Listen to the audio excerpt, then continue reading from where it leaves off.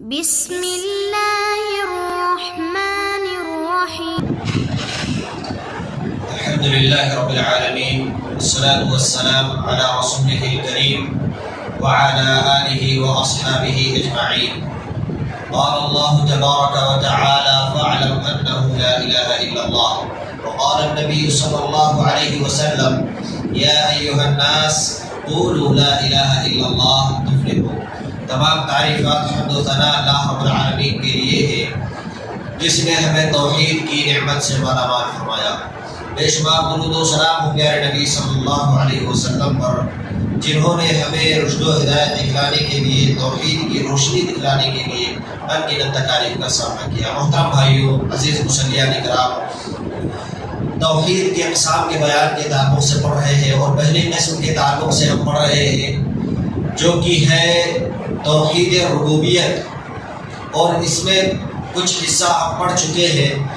پہلے ہم نے جو بہت سارے دلائل ہم نے جو پڑھے وہ کہ ہر چیز کا خالق اللہ رب العالمین ہے. کوئی بھی چیز ہو اللہ رب العالمین نے ہی بنائی ہے. زمین و آسمان، سورج، چاند، ستارے، تمام چیزیں اللہ کی تخلیق ہے. اس کے علاوہ جو چیزیں ہیں مخلوق بھی، خواہ وہ چھوٹا سا مچھر ہو یا اس سے باریک کوئی کیڑا ہو، وہ بھی اللہ رب العالمین کی تخلیق ہے. اور جن کی اللہ کے علاوہ پرستش کی جاتی ہے، عبادت کی جاتی ہے، ان لوگوں نے خواہ وہ اللہ کے ولی ہو یا انبیاء ہو، وہ اس دنیا سے فوت ہو چکے ہوں، انہوں نے کچھ نہیں بنایا. خواہ وہ ایک مورتی ہو یا پتھر ہو، انہوں نے کچھ نہیں بنایا بلکہ وہ خود بنائے گئے ہیں. اس کے بعد ہم نے گزشتہ درس میں پڑھا کہ رزق کا مالک اللہ رب العالمین ہے، اور اللہ رب العالمین نے کہا کہ تم سب اللہ کے در کے فقیر ہو، اللہ رب العالمین غنی ہے. اور اللہ رب العالمین نے اس بات کی ترغیب دلائی کہ تم مجھی سے رزق مانگو. تم بھوکے ہو، تمہیں رزق کھلانے والا میں ہوں. تم ننگے ہو، تمہیں کپڑا پہنانے والا بھی میں ہوں. اور اللہ رب العالمین نے ہمیں حلال رزق کمانے کی ترغیب دلائی. اور اللہ رب العالمین نے وعدہ بھی کر لیا کہ جو لوگ متقی اور پرہیزگار ہیں، جو حلال رزق کماتے ہیں، ان لوگوں سے اللہ رب العالمین نے رزق کا وعدہ بھی کیا ہے. اب آگے چلتے ہیں کہ ہمیں جب یہ سب چیز مانگنی ہے تو ہم سوال کس سے کریں گے؟ ہمیں کپڑا چاہیے، ہمیں پہننے کے لیے کپڑے چاہیے، کھانے کے لیے کھانا چاہیے، کمانے کے لیے ذرائع چاہیے، راستہ چاہیے، ہمیں رہنمائی چاہیے. ہم مدد کس سے حاصل کریں گے؟ کس کو پکاریں گے؟ کس سے مدد مانگیں گے؟ اللہ رب العالمین نے فرمایا کہ ہماری پکار کو کون سنتا ہے؟ اللہ تعالی ہر وقت اور ہر جگہ بندوں کی پکار کو سنتا ہے. وَإِذَا سَأَلَكَ عِبَادِي عَنِّي فَإِنِّي قَرِيبٌ أُجِيبُ دَعْوَةَ الدَّاعِ إِذَا دَعَانِ فَلْيَسْتَجِيبُوا لِي وَلْيُؤْمِنُوا بِي لَعَلَّهُمْ يَرْشُدُونَ. جب میرے بندے میرے بارے میں آپ سے سوال کرے صلی اللہ علیہ وسلم تو آپ کہہ دیں کہ میں بہت ہی قریب ہوں. ہر پکارنے والے کی پکار کو جب وہ کبھی مجھے پکارے قبول کرتا ہوں. اس لیے لوگوں کو بھی چاہیے کہ وہ میری بات مان لیں، یعنی اللہ رب العالمین کو پکارے، اللہ کی بات مان لے، ہاں، اور مجھ پر ایمان رکھے. یہی ان کی بھلائی کا باعث ہے. اللہ کی ذات پر مکمل ایمان رکھیے، یہی آپ کی بھلائی کا باعث ہے. اللہ رب العالمین نے کتنے بہترین انداز سے فرمایا. آج لوگ مشکلات میں، پریشانی میں گھرتے ہی غیر اللہ کو پکارنے لگتے ہیں. کوئی یا علی مدد کے نعرے لگا رہا ہے، تو کوئی یا غوث کے نعرے لگا رہا ہے، کوئی یا معین الدین چشتی، خواجہ معین الدین چشتی کے نعرے لگا رہا ہے. اس طریقے سے کتنے سارے لوگ ہیں جو اللہ کو چھوڑ کر کے غیر اللہ کو پکار رہے ہیں. جان لیجیے پکارنا کیا ہے؟ پکارنا ایک عبادت ہے. اور اگر کوئی یہ سمجھتا ہے کہ اللہ کے علاوہ کوئی سنتا بھی ہے، یہاں سے بغداد والے شیخ عبد القادر جیلانی یہاں سے ہماری بات سن رہے ہیں، یا مدینے میں محمد الرسول اللہ سن رہے ہیں، یا اجمیر میں فلاں سن رہے ہیں، وہاں پہ فلاں سن، اس طریقے سے جن کا عقیدہ تو وہ سن لیں کہ ربوبیت میں شرک ہوا، کیونکہ دور سے کسی انسان کے پاس طاقت نہیں ہے کہ کوئی سن سکے. یہ صرف اللہ رب العالمین کی صفت میں ہے. اللہ رب العالمین ہی سن سکتا ہے، کوئی اور نہیں سن سکتا. اما یجیب المضطر اذا دعاه ويكشف السوء ويجعلكم خلفاء الارض أإله مع الله قليلا ما تذكرون. کون ہے جو مجبور کی دعا قبول کرتا ہے جب وہ اسے پکارتا ہے اور دکھ دور کر دیتا ہے اور تمہیں زمین کا خلیفہ بناتا ہے. کہ اللہ تعالیٰ کے ساتھ کوئی اور معبود ہے. یعنی کیا بتانا چاہ رہے ہیں اللہ تعالیٰ کہ تم جب اللہ کے علاوہ کسی کو پکارو گے تو یعنی تم اللہ کے علاوہ کسی اور کی عبادت کر رہے ہو, جبکہ عبادت صرف اللہ کی ہوگی. الہ مع اللہ, اللہ رب العالمین نے سوال کر رہے ہیں کہ اللہ کے علاوہ بھی کوئی عبادت کے لائق ہو سکتا ہے کیا؟ کیونکہ جب تم پریشانی میں رہو, مشکلات پر رہو, مشرکین مکہ جو تھے وہ مشکلات, پریشانی, ہر مصیبت میں خالص اللہ کو پکارا کرتے تھے. اور وہ جو مکہ میں بت رکھے ہوئے تھے ان کے تعلق سے ان کا کیا عقیدہ تھا؟ وَيَقُولُونَ هَٰؤُلَاءِ شُفَعَاؤُنَا عِندَ اللَّهِ. وہ لوگ کہا کرتے تھے کہ یہ لوگ بس اللہ کے یہاں ہمارے سفارشی ہیں. جو آج ہمارے مسلمان بھائیوں کا عقیدہ ہے, کیا کہتے ہیں کہ یہ ولی, اللہ کے ولی ہماری دعا اللہ تک پہنچاتے ہیں. یہی عقیدہ مشرکین مکہ کا بھی تھا. ہاں, یہ اللہ کے یہاں سفارشی ہے بس. مگر ان کے اس عقیدے کی وجہ سے وہ ہمیشہ جہنم میں ٹھہرے. آج مسلمانوں کا عقیدہ ہے کہ مشکل میں بھی پکارو, مصیبت میں پکارو, ہر جگہ غیر اللہ کو ہی پکارو, ہر جگہ غیر اللہ کو پکارو. ایک بچے کی ویڈیو آئی, وہ پاس بچہ, اس کو ڈاکٹر انجیکشن لگا, اس کو ڈاکٹر انجیکشن لگا, اور وہ درد کی وجہ سے اس کو ڈر لگ رہا ہے. اس انجیکشن کو لگاتے وقت بھی وہ کہہ رہا ہے البتہ آنکھوں سے آدم, البتہ آنکھوں سے آدم, البتہ آنکھوں سے آدم, چلا رہا ہے. بچے کو چھوٹے سے لے کر کے وہی زبان پہ رٹایا جا رہا ہے. اس جگہ اس کو یہ بھی لگایا جا سکتا تھا یا اللہ مدد, اللہ رب العالمین سے مدد. یہاں تک کہ وہ آواز شیخ عبد القادر جیلانی بغداد میں وہ سن بھی نہیں رہے. تو اللہ رب العالمین نے کہا کون ہے جو بے قرار کی دعا کو سنتا ہے, اس کی بے قراری کو دور بھی کر دیتا ہے, اس کی مصیبت کو دور کرتا ہے, اور تمہیں زمین کا خلیفہ بناتا ہے. کوئی ہے جو اللہ کے علاوہ بھی کوئی معبود ہو سکتا ہے؟ نہیں. قلیلا ما تذکرون. بہت کم لوگ ہیں, بہت کم لوگ ہیں جو نصیحت پکڑتے ہیں, یعنی یہ توحید پر بہت کم لوگ چلنے والے ہیں. حضرت ابو موسیٰ رضی اللہ عنہ بیان کرتے ہیں, ہم ایک سفر میں رسول اکرم صلی اللہ علیہ وسلم کے ساتھ تھے. جب ہم کسی وادی میں اترتے تو لا الہ الا اللہ, اللہ اکبر کہتے اور ہماری آواز بلند ہو جاتی. اس لیے آپ صلی اللہ علیہ وسلم نے فرمایا اے لوگوں اپنی جانوں پر رحم کھاؤ, کیونکہ تم کسی بہرے یا غائب خدا کو نہیں پکار رہے ہو, وہ تمہارے ساتھ ہی ہے. بے شک وہ سننے والا اور تم سے بہت قریب ہے. اس کا نام اور عظمت کی بہت ہی بڑی ہے. اس کا نام اور اس کی عظمت بہت ہی بڑی ہے.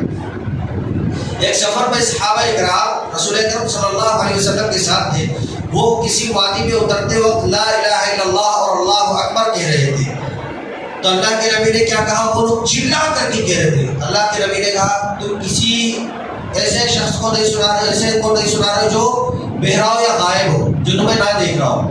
اللہ رب العالمین ذات و آسمان کے اوپر آئے, وہ تمہارے ساتھ ہے اور وہ تمہارے بہت قریب ہے. اس کا یہ مطلب نہیں اللہ کی ذات ہمارے لیے عرش پر ہے. اللہ کی ذات ہاں عرش پر ہے, وہاں سے اللہ رب العالمین ہمارے قریب. یعنی علم کے لحاظ سے, قدرت کے لحاظ سے اور مدد کے لحاظ سے اللہ رب العالمین کو ہم یہاں پکارتے ہیں. اللہ رب العالمین عرش پر ہماری آواز کو سن لیتا ہے. ہم اپنے دل میں جو سوچتے ہیں وہ بھی اللہ رب العالمین سن لیتا ہے, سمجھ لیتا ہے اللہ رب العالمین کہ تم کیا سوچ رہے ہو, کیا کرنا ہے, تمہارا ارادہ کیا ہے.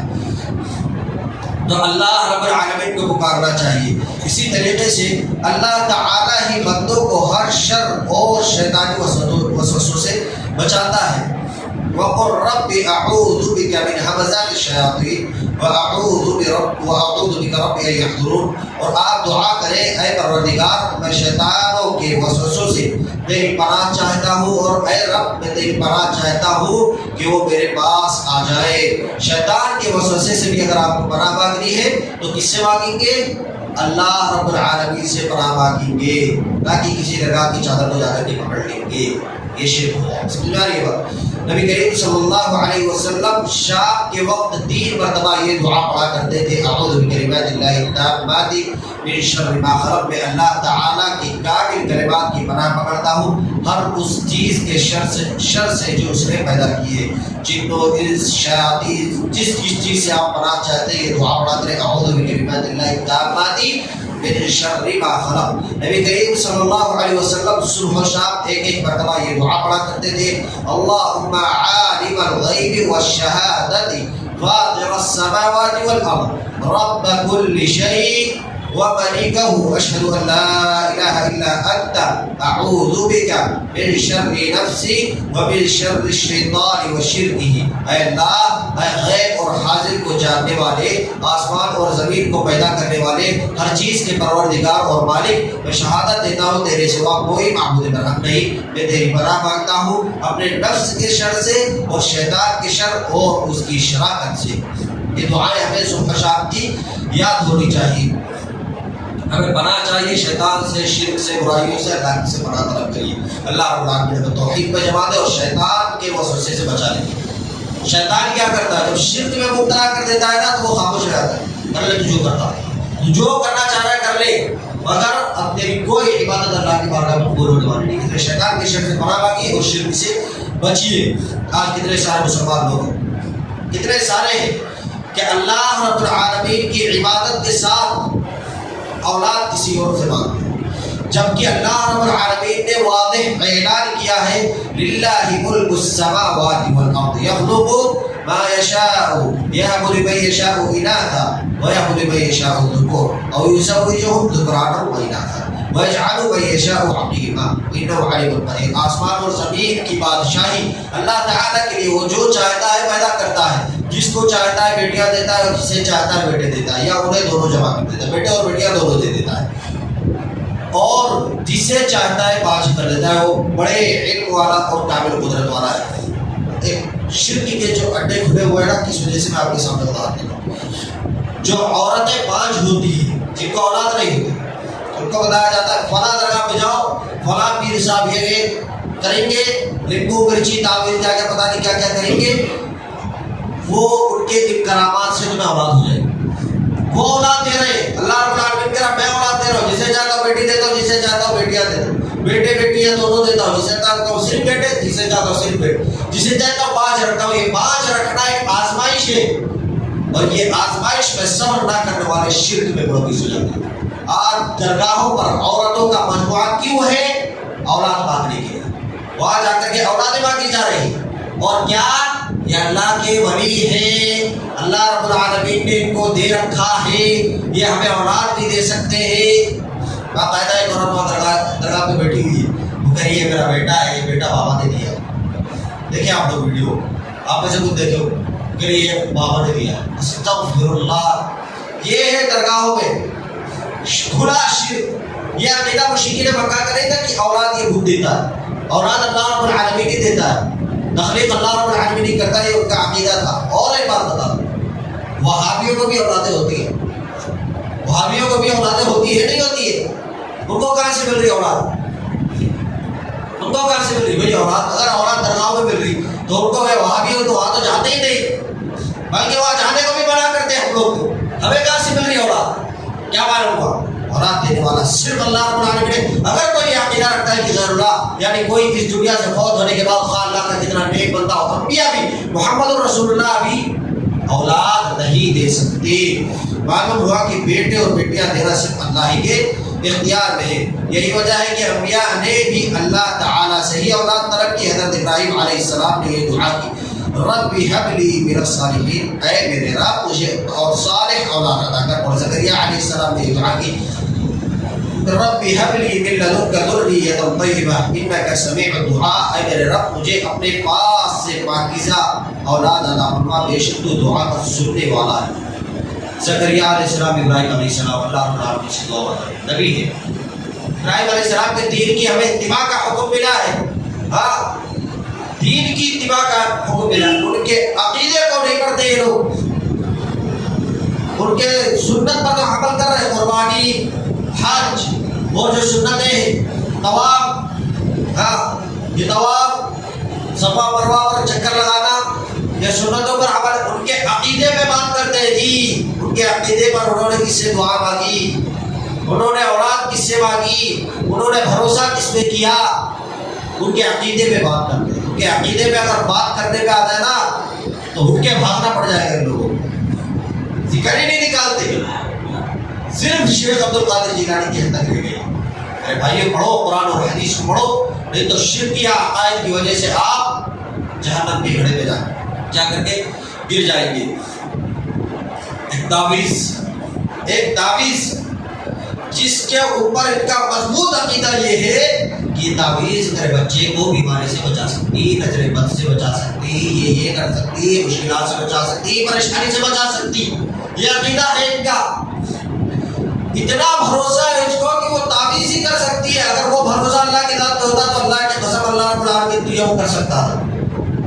مشکلات پریشانی سے شفا اللہ رب العالمین تمہیں دے سکتا تھا، پریشانی سے مشکلات سے بچا سکتا تھا، بچائے گا اللہ رب العالمین اس چیز پر قادر ہے صرف اور صرف۔ اگر تمہارا اس پر اتنا مضبوط عقیدہ، اگر اس میں ڈاؤٹ ہوتا تو تم تعویذ ہر طرح لٹکا دیتے۔ معلوم کیا ہوا کہ عقیدے میں کھوٹ ہے، بھروسہ جو اللہ کہتا ہے، ہمیں اللہ کے ساتھ تو بھروسہ ہے بھائی، بھروسہ ہے، مگر بھروسے میں کھوٹ ہے۔ اللہ رب العالمین کو کھوٹ والا بھروسہ نہیں ہونا ہے، ڈاؤٹ والا بھروسہ نہیں ہونا، مکمل بھروسہ ہونا ہے۔ ایسا مکمل بھروسہ ہونا ہے اللہ رب العالمین، تب اللہ رب العالمین ہمیں عطا کرتا ہے۔ یہ تعویذ کیا ہے؟ اللہ کے نبی نے فرما دیا کہ تعویذ ایک شرک ہے۔ من علق تمیمۃ فقد اشرک، جس نے تعویذ لٹکائی وہ شرک ہے۔ کہتے ہیں نہیں، اللہ رب العالمین نے کہا قرآن کریم کو شفا کہا ہے تو ہم شفا کے واسطے قرآن کریم کو گلے میں لٹکا رہے ہیں۔ میں بولا اللہ رب العالمین نے صرف قرآن کو شفا نہیں کہا ہے، قرآن کو جیتنے پڑھو، قرآن کو صرف قرآن کو شفا نہیں کہا ہے، شہد کو بھی شفا کہا ہے۔ ایک چھوٹی شیشی لے کر لٹکا دو، دیکھو گے دیکھیں گے شفا ملتی کہ نہیں ملتی؟ نہیں، وہ تو پینے کے بعد ملے گی۔ تو قرآن بھی جب تم پڑھو گے تمہارے حلق سے نیچے اترے گا تب تمہیں شفا ملے گی، ویسے شفا نہیں ملنے والی۔ بولے تعویذ لٹکانے کے شفا ملے گی۔ اللہ رب العالمین نے قرآن کو شفا کہا، ہاں بالکل اللہ رب العالمین نے شفا کہا قرآن کریم کو، ہم بھی مانتے ہیں، مگر اس کا مطلب یہ نہیں کہ تعویذ لٹکا لی جائے۔ اللہ رب العالمین نے شہد کو بھی شفا کہا ہے، فیہ شفاء للناس، سورہ نحل میں کہا کہ اس میں مکھی کے، چھوٹی مکھی کا جو شہد ہوتا ہے اس میں شفا ہے لوگوں کے لیے۔ تو اب ہم کیا اس کو گلے میں لٹکا لیں گے، اس کو پیئیں گے؟ جب پیئیں گے تو شفا ملے گی نا۔ اسی طریقے سے جب آپ قرآن پڑھتے ہیں تو آپ کا دل اللہ کے خوف سے ڈرتا ہے، خشیت میں آتا ہے۔ ہاں، آپ کے جب روکے کھڑے ہو جائے، آپ کا قرآن جو آپ تلاوت کر رہے ہو آپ کے اوپر اثر کرے، شفا ملے گی۔ حضرت عائشہ رضی اللہ عنہ بیان کرتی ہے رسول اکرم صلی اللہ علیہ وسلم جب کسی مریض کے پاس تشریف لے جاتے یا کوئی مریض آپ کے پاس تشریف لایا جاتا تو آپ یہ دعا فرماتے کہ اے لوگوں پروردگار بیماری کو دور کر دے، اے لوگوں کے پروردگار کیا دعا کرتے تھے؟ رب الناس اشفی وانت الشافی لا شفاء، سنیے دعا کو، لا شفاء الا شفاءک شفاء لا یغادر سقاما۔ دعا چاہیے تو پہ بھیجائیے ہم لوگوں کو، ہاں ایسا اے لوگوں کے پروردگار بیماری دور کر دے، اے انسانوں کے پالنے والے شفا عطا فرما، تو ہی شفا دینے والا ہے، تیری شفا کے سوا کوئی شفا نہیں، ایسی شفا دے جس میں مرض بالکل باقی نہ رہے۔ اور اللہ رب العالمین ہی جو ہدایت چاہتا ہے اللہ رب العالمین اسے ہدایت عطا کر دیتا ہے۔ یہ اللہ رب العالمین کی ربوبیت ہے۔ ہاں جان لیجیے ہدایت دینے والی ذات بھی اللہ رب العالمین، ہدایت والی ضرور نہیں۔ آپ کو یہ جاننا ہوگا، دعا بھی کرنی ہوگی، اہدنا الصراط المستقیم، اللہ ہمیں سیدھے راستے پر، ہدایت والے راستے پر چلا پروردگار۔ لیس علیک ھداھم ولکن اللہ یہدی من یشاء، پیغمبر صلی اللہ علیہ وسلم انہیں ہدایت پر لے آنا تیری ذمہ داری نہیں، بلکہ اللہ تعالیٰ جسے چاہتا ہے ہدایت دیتا ہے، اپنا کام اس کو سمجھا دینا ہے۔ ہدایت دینے والا کون؟ اللہ رب العالمین۔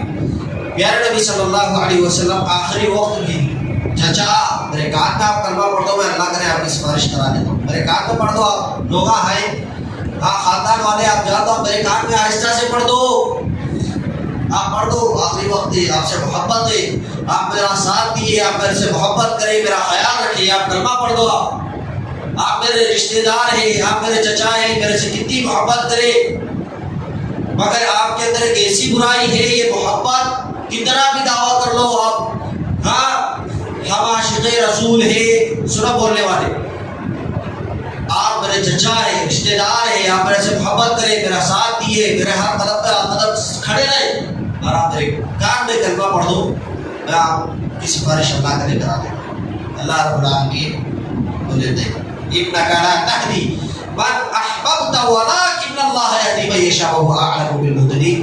آپ جسے چاہے ہدایت نہیں کر سکتے بلکہ اللہ تعالیٰ ہی جسے چاہتا ہے ہدایت کرتا ہے۔ ہدایت والوں سے وہی خوب آگاہ ہے۔ اللہ رب العالمین جسے چاہے گا ہدایت دے گا۔ آپ ہدایت نہیں دے سکتے، نہیں ملی۔ اللہ کے نبی کے چچا کو ہدایت ابو طالب کو نہیں ملی، ان کو بھی عذاب ہوگا، جبکہ اللہ کے نبی سے ان لوگوں سے زیادہ محبت کرتے تھے وہ اللہ کے نبی۔ بولے صرف ہم عاشق رسول ہیں، ہم عشق کا دعویٰ کر دیے۔ اب عشق کا لفظ بتاؤ کتنا خلیص ہے۔ یہ لفظ مقدس رشتوں کے لیے استعمال کرے گا کوئی؟ ہمارا رشتہ محمد رسول اللہ سے کتنا مقدس ہے۔ ماں باپ سے رشتہ مقدس ہے نہیں ہے، بہن سے رشتہ مقدس ہے نہیں ہے، ماں سے رشتہ مقدس ہے نہیں ہے۔ کوئی کہے گا میری امی سے میرے کو عشق ہے، کوئی کہے گا میرے کو میرے بہن سے عشق ہے، کوئی ہے بغیرت کہنے والا ارے تو محمد رسول اللہ کے لیے کیسا بولتے جی یہ لفظ؟ بہت غلیظ لفظ ہے جی، بہت غلیظ لفظ ہے۔ محبت ہے، جان سے زیادہ ہمیں پیارے نبی محمد رسول اللہ سے محبت ہے، اور وہ محبت بھی اللہ کے قسم اس وقت کام آئے گی جب ہم توحید پڑھو گے، نہیں تو یہ محبت اللہ کے نبی ہمارے منہ پہ دیوار نہیں چل نہیں چاہیے اللہ کے نبی کو اس محبت۔ اللہ رب العالمین نے فرما دیا میں یضلل اللہ فلا ہادی له، جسے اللہ گمراہ کر دے اس کو ہدایت دینے والا نہیں ہے۔ ہاں ہم ان کے لیے دعا کر سکتے ہیں اللہ انہیں ہدایت دے، اور جب وہ فوت ہو جائے تو ان کی مغفرت کی دعا بھی نہیں کر سکتے۔ مشرک کے خواہ و باپ ہو، مشرک کے لیے دعا نہیں کر سکتے۔ اس میں آگے بات کریں گے۔ حدیث قدسی ہے، اے میرے بندو تم سب گمراہ ہو سوائے اس کے جسے میں ہدایت دوں، لہذا مجھ سے ہدایت مانگو میں تمہیں ہدایت دوں گا۔ اللہ رب العالمین چاہے تو سب کو ہدایت دے دینا، اللہ رب العالمین کیوں نہیں ہدایت دے رہا؟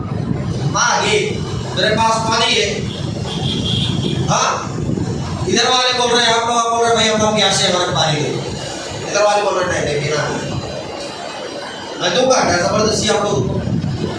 میں دوں گا پانی آپ لوگوں کو، کیوں دوں گا بھائی آپ کو ہونا چاہیے، آپ کو ہونا ہے پانی، آپ لوگ کو پانی دوں گا بھائی۔ یہاں سے ہے نا جسے ہدایت چاہیے اسے ہدایت ملے گی، اور جو ہدایت نہیں چاہتا اس کو ہدایت نہیں ملنے والی۔ ہدایت کی طلب کرو، اللہ کی طرف ایک ہاتھ بڑھو گے تو اللہ ایک بالش پڑتا ہے جی، ہدایت مانگو اللہ رب العالمین تمہیں ہدایت دے گا۔ معلوم ہوا کہ اللہ کے سوا کسی کو بھی ہدایت دینے کا اختیار نہیں، انبیاء بھی نہیں دے سکتے۔ یہی باعث ہے کہ حضرت نوح علیہ السلام اپنے بیٹے اور بیوی کو، حضرت ابراہیم علیہ السلام اپنے والد کو، حضرت لوط علیہ السلام اپنی بیوی کو، اور حضرت محمد رسول اللہ صلی اللہ علیہ وسلم اپنے چچا ابو طالب کو بھی ہدایت نہ دے سکے۔ اگر انبیاء کو کچھ بھی ہدایت کا اختیار ہوتا تو انبیاء کی یہ قریبی رشتہ داری ہرگز ہدایت سے محروم نہ رہتی۔ یہ قریبی جو رشتہ دار تھے وہ ہرگز محروم نہیں رہتے تھے۔ انبیاء کو بھی ہدایت کا جو ہے اختیار نہیں ہے۔ اب ایک بات اور، اللہ تعالیٰ ہی نیکی کی توفیق دیتا ہے۔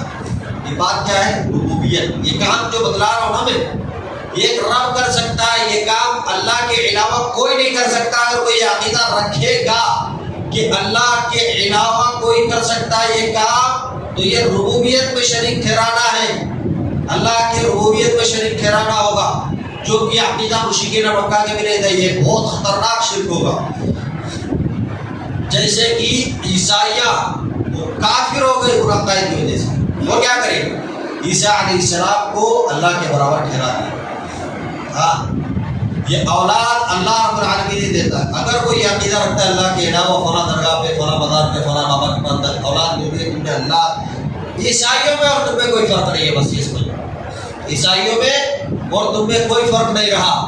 ایسے عیسائیوں کا کہنا ہے عیسیٰ علیہ السلام اللہ کے بیٹے، یہودیوں کا کہنا ہے عزیر علیہ السلام اللہ کے بیٹے، اور تو وہ کہتے ہیں کہ وہ کام جو اللہ کر سکتا ہے وہ بھی کر سکتے ہیں، تم کہہ رہے وہ کام وہ بھی کر سکتے۔ اللہ رب العالمین کے اختیارات میں کوئی شریک نہیں ہے، ان اريد الا الاصلاح ما استطعت وما توفيقي الا بالله عليه توکلت والیہ. حضرت شعیب علیہ السلام نے اپنی قوم کو دعوت دیتے ہوئے فرمایا میرا ارادہ تو اپنی استطاعت کی حد تک اصلاح کرنے کا ہی ہے. میری توفیق اللہ کی مدد سے ہی ہے. اس پر میرا بھروسہ ہے اور اسی کی طرف میں رجوع کرتا ہوں. کتنی بہترین بات کہی. اور کریے میرا ارادہ تو اپنی استطاعت کی حد تک اصلاح کرنے کا ہے. ہمارے اندر بھی استطاعت لوگوں کی اصلاح کریں گے. شرک سے روکتے رہیں گے, ہم لوگوں کو بچاتے رہیں گے. جہاں جہاں شرک کے اڈے کھلے ہیں ان کو بند کرانے کی کوشش کرتے رہیں گے. میری توفیق اللہ کی مدد سے ہے. اللہ رب العالمین نے مجھے توفیق عطا کی ہے. اللہ رب العالمین ہمیں اگر توفیق نہ دینا ہم ایک وقت اس کے سامنے سجدہ نہیں کر سکتے. اور اگر آپ کو مسجد میں داخل ہونے کی توفیق مل رہی ہے تو اللہ کی قسم بہت بڑی بات ہے. کوئی مندر میں داخل ہو رہا, آپ کو مسجد میں داخل ہونے کی توفیق مل رہی, کتنی بڑی بات ہے. غور کرنا کبھی بیٹھ کے اللہ کو اپنے دربار میں بلایا, توفیق ملی. ہر کسی کو نہیں, اکثریت دنیا میں لوگوں کی ہے جن کو یہ توفیق نہیں ملی ہوئی. اس پر میرا بھروسہ ہے اور اسی کی طرف میں رجوع کرتا ہوں. حضرت معاذ رضی اللہ عنہ سے روایت ہے رسول اکرم صلی اللہ علیہ وسلم نے ان کا ہاتھ پکڑ کر 2 مرتبہ کہا اے معاذ اللہ کی قسم مجھے تم سے محبت ہے. پھر فرمایا میں تمہیں وصیت کرتا ہوں کہ ہر فرض نماز کے بعد یہ کلمات کہنا نہ چھوڑنا. غالباً اس میں لکھا ہوا ہوگا اللہم اعنی علی ذکرک و شکرک و حسن عبادتک. ہاں یہ دعا بیچ کی یہ چھوٹی دعا ہے. یہ دعا کہا معاذ رضی اللہ عنہ کا ہاتھ پکڑ کر کے کہ معاذ اللہ کی قسم مجھے تم سے محبت ہے. کتنے پیارے الفاظ بتلائے. اے اللہ مجھے اپنا ذکر شکر اور بہترین عبادت کی توفیق عطا فرما. یہ دعا پڑھتے رہنا, یہ دعا نہیں چھوڑا. اللہم اعنی علی ذکرک و شکرک و حسن عبادتک. اس میں ہم کیا کر رہے ہیں؟ اللہ رب العالمین سے عبادت کی توفیق طلب کر رہے ہیں. اللہ کو ہماری عبادت کی ضرورت نہیں ہے. یہ بات کی ذہن نشین کر لو. ہم سے زیادہ بہت سارے مخلوق ہیں اللہ کی عبادت کرنے والی.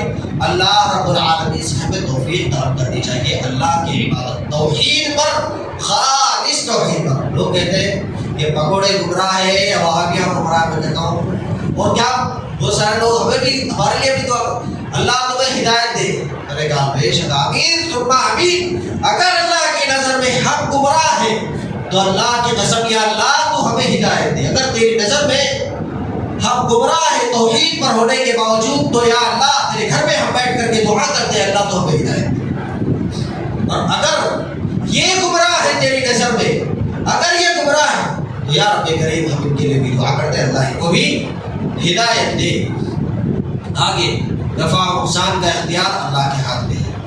عطا کرنے اور روکنے کا اختیار اللہ رب العالمین کے ہاتھ میں ہے. اللہ تعالیٰ ہی حقیقی کارساز ہے, بگڑی بنانے والا ہے. اللہ تعالیٰ ہی حقیقی دست اور مددگار ہے. اللہ تعالیٰ ہی قادر مطلق ہے.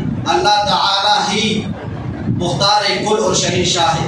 اللہ تعالیٰ ہی جو چاہے وہی کر سکتا ہے. اس سب پہ اگلے درس میں بات ہوگی. اللہ رب العالمین سے دعا ہے الہ العالمین ہمیں توحید پر جم جانے کی توفیق عطا فرما.